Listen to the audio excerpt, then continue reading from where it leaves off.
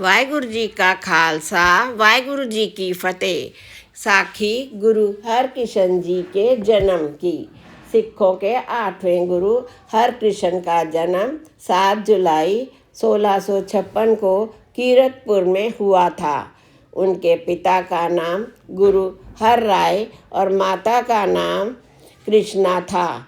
उनके जन्म के समय गुरु हर राय ने भविष्यवाणी की थी कि बच्चा ऐसा महान कार्य करेगा जो दुनिया में अब तक नहीं किसी ने किया होगा।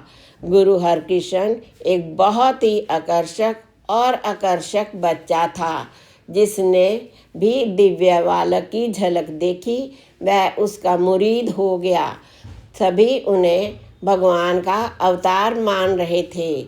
उनकी मनमोहक मुस्कान मंडली को मोहित कर रही थी।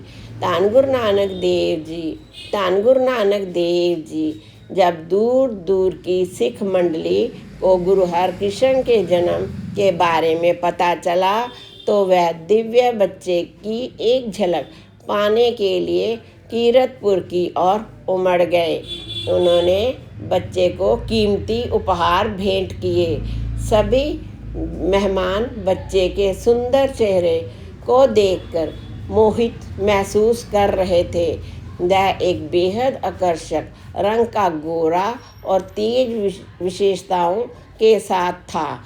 उनकी आंखें चमकदार थी और उनके चेहरे पर चमक थी। जब वह बड़े हुए तो कम उम्र में भी उनके पास बहुत तेज याददाश्त थी।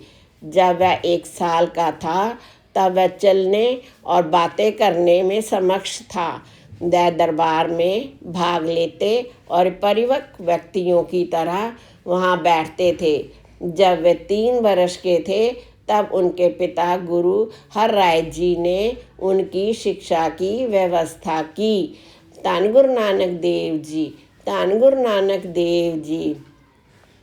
चूंकि वह बहुत बुद्धिमान था इसलिए उसने 1 साल के भीतर पढ़ना और लिखना सीख लिया। बहुत जल्दी उन्हें गुरुओं के कई भजन याद आ गए। उन्होंने बहुत ही मधुर स्वर में के साथ भजन सुनाए। भगत द्वारा सुनाए गए पवित्र भजनों को सुनने के लिए वह बहुत उत्सुक रहते थे। कई बार वह दरबार में पैरों को मोड़कर और ध्यान में अपनी आंखें बंद करके बैठे रहते थे। धन गुरु नानक देव जी, धन गुरु नानक देव जी। वह अपने पिता से बहुत प्यार करते थे। जब वह अपने पिता की दैनिकचर्या से मुक्त होते थे तो वह उनसे कई रहस्यमय प्रश्न पूछता था।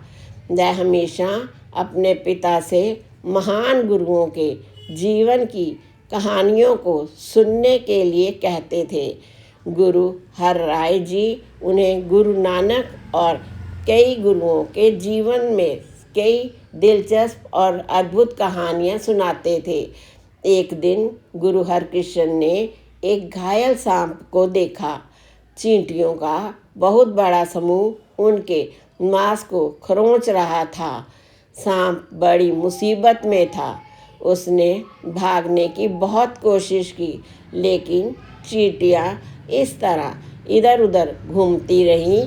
वह 1 इंच भी हिल नहीं सकता था।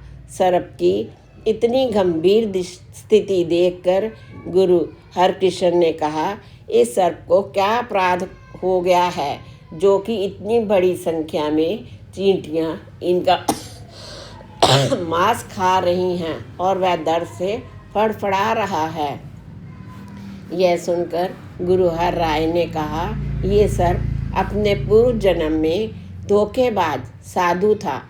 वह सरल और धार्मिक विचारधारा वाले लोगों को बेवकूफ़ बना रहे थे। ये चींटियाँ वे साधारण लोग हैं जिन्हें उसने चालाकी से लूटा और वह इतना पखंडी था कि वह लोगों की मदद करने की बजाय उन्हें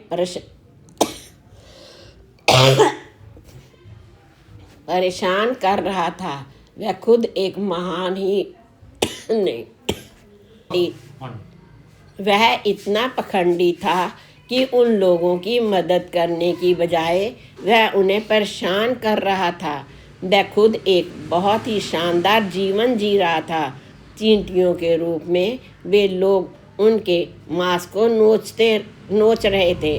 धोखेबाज को ऐसे परिणाम भुगतने पड़ते हैं।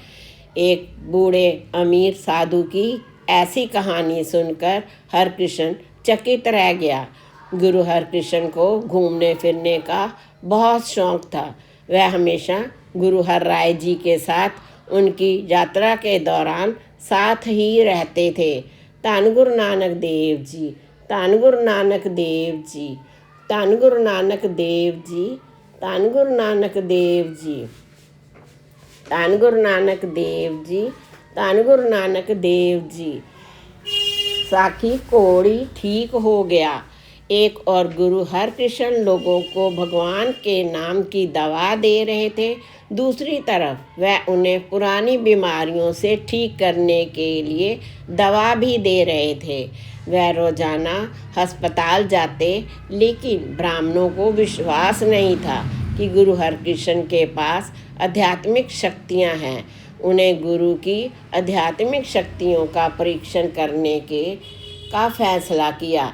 इसलिए उन्होंने एक कोढ़ी को गुरु हरकृष्ण से मिलने की सलाह दी।